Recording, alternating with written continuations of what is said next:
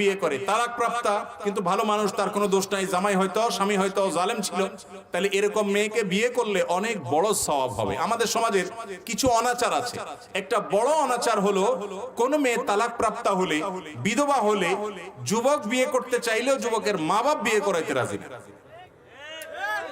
সমাজের মানুষ সেটাকে খারাপ মনে করে, আছে না নাই?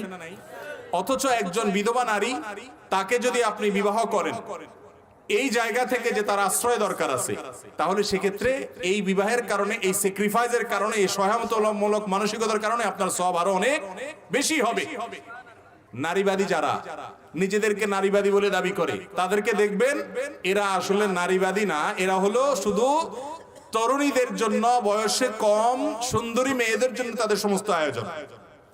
বিধবা মেয়েদেরকে বিয়ে করে বিয়ে দেওয়ার মাধ্যমে তাদের আশ্রয় হোক, তাদের অবলম্বন হোক, সেই চেষ্টা তাদের মধ্যে এতটা নাই, কিন্তু ইসলামে নির্দেশ করেছে। অতএব একজন পুরুষ তিনি যদি কোনো বিধবাকে, বা বয়সে বড় সাধারণত এরকমই হয়, যেহেতু তালাক প্রাপ্তা, হয়তো বিধবা, এ ধরনের ক্ষেত্রে হেল্পের মানসিকতা থেকে যদি বিয়ে করেন তাহলে তার সওয়াব হবে।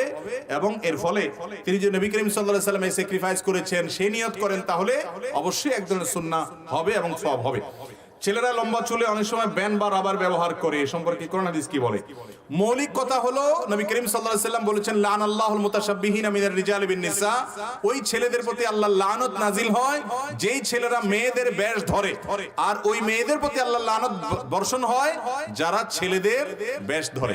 আপনি চুল রাখেন, ছেলেরা কান পর্যন্ত, কাঁধ পর্যন্ত, মাঝামাঝি পর্যন্ত, জুম্মালি মাফরা, ঠিক আছে, এবং চুল যদি আপনি বেঁধেও রাখেন, কিন্তু নারীদের সাথে সাদৃশ্য হয় সেরকম করবেন না। এক কথা, আপনার চুল দেখে নারীরা পুরুষ এটা নিয়ে যদি সন্দেহে পড়ে যায় মানুষ, তাহলে বুঝতে হবে আপনার সেখানে ত্রুটি আছে। এরপর প্রশ্ন হলো, কাটা পাঞ্জাবি পরা কি সুন্নতের পরিপন্থী? এক সময় আমাদের দেশে এটা নিয়ে গন্ডগোল ফাসাদ ছিল, এখন আর তো মনে হয় এগুলো নিয়ে নাই গন্ডগোল ফাসাদ। এক সময় বলা হয়তো যে না, পাঞ্জাবি গোল হলে সুন্নত সম্মত, ফাড়া হলে সুন্নাহ বিরোধী। এগুলার কোনোটাই আসলে কোরআন হাদিসে এভাবে আসে না যে এটা সুন্নাহ সম্মত, এটা সুন্নাহ পরিপন্থী। কোরআন হাদিসে নারী পুরুষের জন্য ড্রেস কোড দেওয়া আছে। এমনকি এই যে আমরা জুব্বা পড়তেছি, এই জুব্বাটা পড়লে সুন্নত হবে, আদায় হবে, না হলে আদায় হবে না, ফাড়া পড়লে আদায় হবে না। বিশেষ করে আমাদের বাংলাদেশে মানুষের যে পাঞ্জাবি, ফাড়া পাঞ্জাবি, এরকম পাঞ্জাবি পড়লে সুন্নত আদায় হবে না, এগুলা এমন কোনো কথা নাই। এর কোনোটাকেই সরাসরি সুন্নত বলার মতো কোনো কোরআন হাদিস থেকে স্পষ্ট বর্ণনা পাওয়া যায়।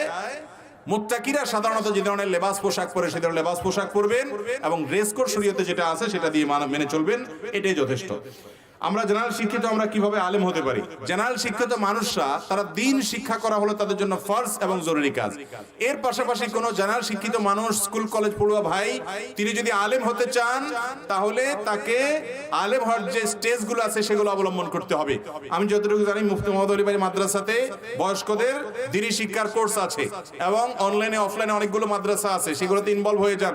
আপনি যদি আলেম হওয়ার জন্য যতগুলো ইলম দরকার আছে, আরবি গ্রামার, ব্যাকরণ, আরবি সাহিত্য এবং প্রয়োজনীয় যে সমস্ত শাস্ত্র আছে সেগুলো সব আয়ত্ত করতে পারেন, কোরআন হাদিসের যথেষ্ট পরিমাণ পাণ্ডিত্য আপনি অর্জন করতে পারেন, তাহলে সেক্ষেত্রে জেনারেল শিক্ষিত হয়েও আপনি আলেম হওয়ার চেষ্টা করতে পারেন। কিন্তু জেনারেল শিক্ষিত হয়ে দু চারটা কোরআন হাদিস জানার পর নিজেকে আলেম ভেবে পণ্ডিতি শুরু করে আলেমদের ভুল ধরা, আলেমদের উপরে আলেমগিরি করার প্রবণতা দেখাবেন না। এটা আজকাল ব্যাপক আকারে দেখা যাচ্ছে। কথা কি বুঝতে পারছি? বিদায় পরে সাবধান থাকতে হবে।